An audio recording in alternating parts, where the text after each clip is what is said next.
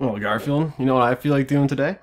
Yeah, I feel like putting my knowledge and skills to the test and take some Garfield Trivia games, yeah! What do you think? How about it? Of course I'm kidding, because we did this 2 weeks ago, and it was kind of miserable. So all these are like fan-made that I can... All of these are just made by regular people that like Garfield, I guess. First one we saw was from Arkham Max, whatever the fuck that is, and we're given a very difficult question right at the top. And it just seems like the most basic stuff ever.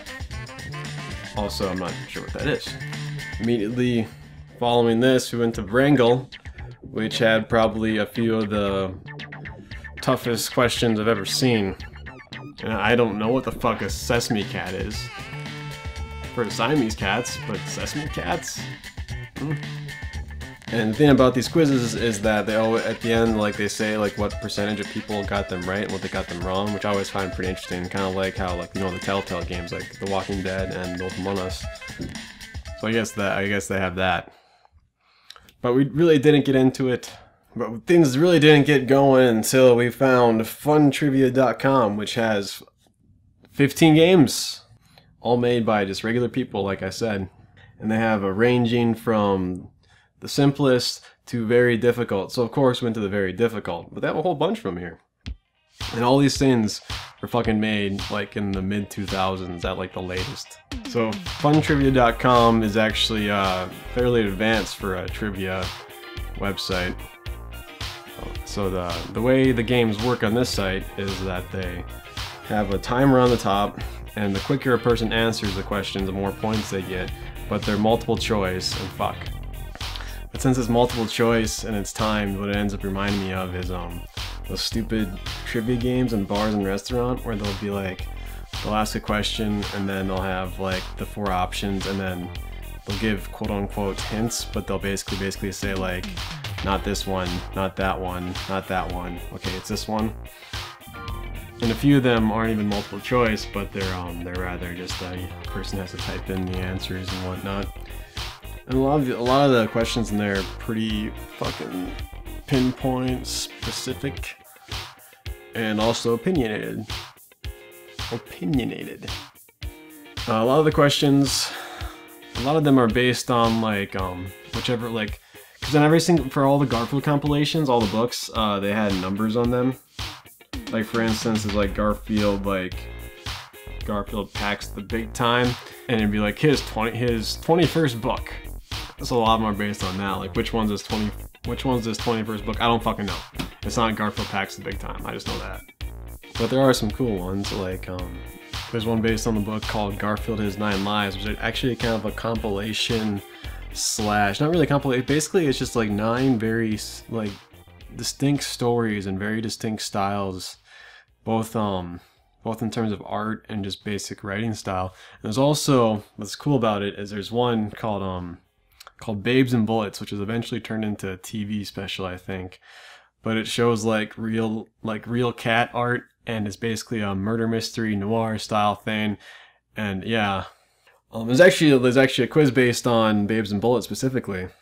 Yeah, Garfield Has 9 Lives is probably like one of the best things, if not the best thing, that has come out of official Garfields. And like Jim Davis wrote it. Jim Davis was a big part of it. He had help and whatnot, but Jim Davis wrote a lot of these things. It just kind of shows that at one time, you know, everyone gives Jim Davis all this shit about how he can't make a funny comic, but I just think that at one time he was kind of like, you know, he was an artist, he was a comedian and stuff like that. He wanted to push the boundaries that he was given to him. But oh yeah, we're talking about trivia. And one of the quizzes called, I think, Garfield something number 2 or whatever, and number 1, made by this apparent guy named Kyle Is Alive. And after each question, he gives very detailed paragraphs and kind of a little history lesson based on the answers. So that's like for every single question, it's pretty cool.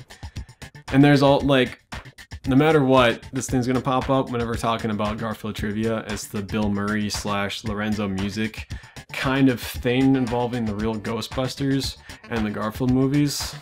It happens like like without exception, that thing always just shows up whenever people talk about Garfield. And we had enough of that, didn't we, Garfield? So I made the decision that I was gonna check out this website that called, it's called Sporkle, and I think it's pretty popular, and it's basically like all these quizzes. I can sum it up kind of like they give hints, and then a person has to like type out their answers, and a lot of times it's based on categories, like naming all of the countries in the European Union, or name every single movie starring Christoph Waltz, all that kind of stuff. And they have different sections and whatnot. They have like top picks of the day. It's really cool. And I used to go home and do this every night, do like all these Sporkle quizzes. So I'm actually a very big fan. I haven't done it in a while. So I decided, and like I looked at to see if they had any Garfield ones, and they did. And they had the basic like name all the characters in Garfield. But one that was better was that it said, name the Disney movies as described by Garfield, which is kind of like taking two things and shoving them together. So basically it's like someone wrote out what Garfield would, quote unquote, how he would feel about a certain Disney movie and kind of describe it, and then like a person has to guess the answers that way. Which is something that I definitely didn't, predict. I didn't think I'd be finding that. And while taking these quizzes, a few of them brought up things about Garfield that I just fucking forgotten about. Like Irma, the waitress character. Like I recall something generally about her, and I don't remember her name. And I guess what I'm trying to say, Garfield, is that it's even more evident that what I do know about Garfield is very small in comparison to, the truer, faithful to the series. In fact, if I ran into somebody that was I would say they're an enthusiast, they'd probably say, "Man, you don't know anything about it." And they're right.